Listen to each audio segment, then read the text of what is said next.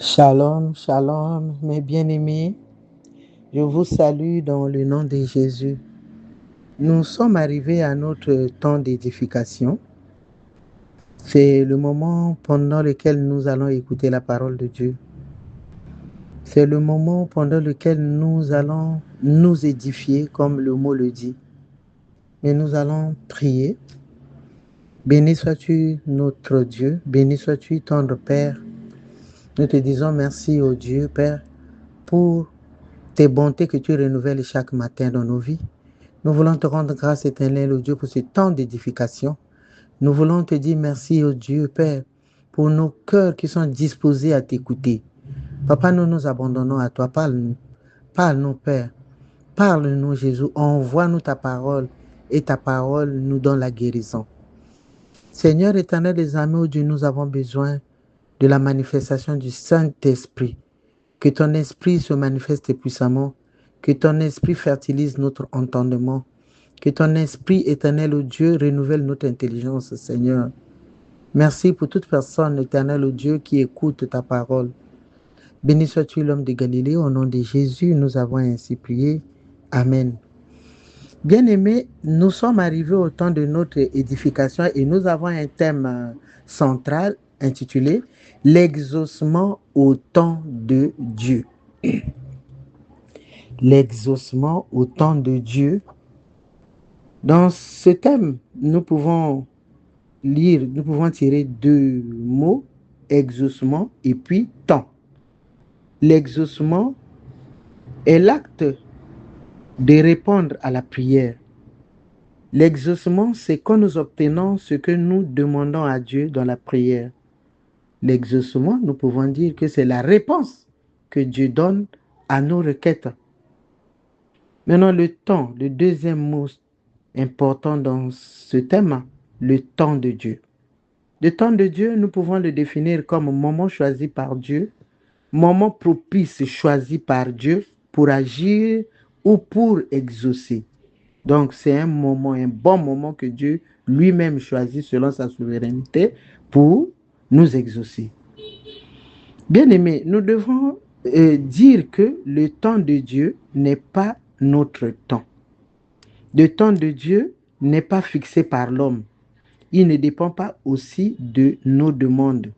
Il ne dépend pas de notre calendrier, mais de la souveraineté de Dieu. Il ne dépend pas de nous. Le temps de Dieu ne dépend pas de nos efforts. Mais c'est selon sa souveraineté que Dieu choisit le moment de nous bénir. C'est pour cela, bien-aimés, à côté de ce thème central, nous nous sommes choisis un thème intitulé, un sous-thème intitulé, un sous-thème avec lequel nous voulons exhorter, et ce sous-thème est intitulé « Dieu est le maître des temps et des circonstances ». C'est le sous-thème autour duquel nous voulons nous édifier ce jour.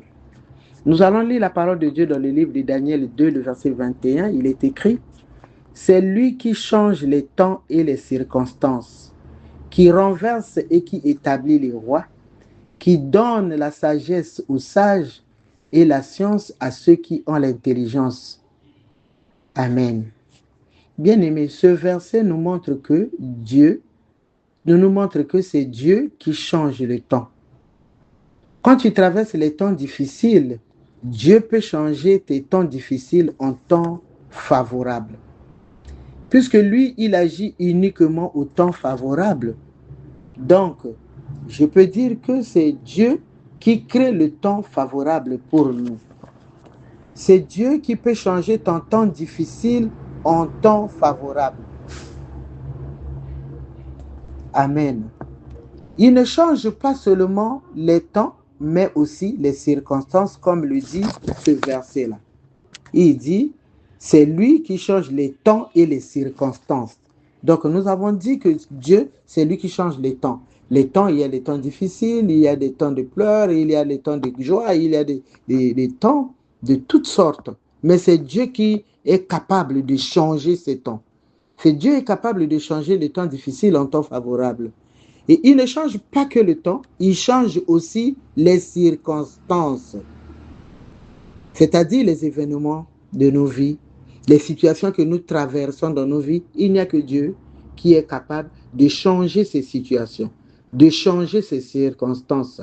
Il n'y a que Dieu qui peut appeler des événements heureux dans nos vies. Il change les événements malheureux en événements heureux. Il change les circonstances. Il change les circonstances de pleurs en circonstances de joie. Alléluia. Bien-aimé, Dieu est souverain. C'est-à-dire, il fait ce qu'il veut et au moment où il veut. Il change les temps. Il est capable aussi de changer les situations. Il est capable de changer les problèmes. Il est capable de changer la situation qui paraît impossible, qui paraît difficile à tes yeux. Mais il n'y a qu'un seul homme, il n'y a qu'un seul Dieu. Notre Dieu est capable de changer ces circonstances. Quelles sont les attitudes, ou bien quelle est l'attitude que nous pouvons garder? Comme nous savons qu'il n'y a que Dieu qui change les temps et les circonstances, alors nous devons adopter quelle attitude? Étant donné que c'est Dieu le maître des temps, nous devons continuer à lui faire confiance, parce que c'est lui qui change tout. Bien-aimé, malgré tes efforts, malgré toute ton intelligence, malgré ta sagesse, malgré tes relations, tu ne seras pas capable de changer les circonstances de ta vie. Parfois, nous les changeons, mais de façon éphémère. Mais le changement durable, le bon changement, vient de Dieu. Comme lui, c'est lui qui est le maître des temps et des circonstances, donc l'attitude, le comportement que nous devons adopter, c'est de continuer à lui faire confiance. Nous devons toujours persévérer dans la prière et être patients, sachant qu'il n'y a que Dieu qui maîtrise les temps, il n'y a que Dieu qui est le maître des temps, il n'y a que Dieu qui est le maître des circonstances. Nous devons lui faire confiance, persévérer dans la prière et être patients, parce que nous savons que lui connaît le moment favorable pour nous. Car Dieu sait à quel moment te donner un mari, Dieu sait à quel moment il doit te donner un voyage, Dieu sait à quel moment te donner le travail. Dieu connaît quel est le temps favorable pour toi. Dieu sait à quel moment répondre à ta prière. Il n'est jamais en retard ni en avance, mais il fait toutes choses en son temps. Il n'est jamais en retard, il n'est jamais en avance, mais au temps favorable, il agit. Au temps favorable, Dieu te donnera un enfant au temps favorable. Dieu te donnera le mariage au temps favorable. Dieu te donnera le travail au temps favorable, fixé par lui-même. L'exaucement au temps de Dieu fait énormément du bien, mes bien-aimés. Si nous ne sommes pas exaucés au temps favorable, au temps opportun, si nous ne faisons pas confiance au calendrier de Dieu, mes bien-aimés, nous aurons des fruits aigres ou encore des fruits trop mûrs. Nombreux n'ont pas pu gérer certaines bénédictions à cause de la précipitation. L'exaucement au temps de Dieu exige la confiance en Dieu, la persévérance et la patience. Que le Seigneur bénisse sa parole.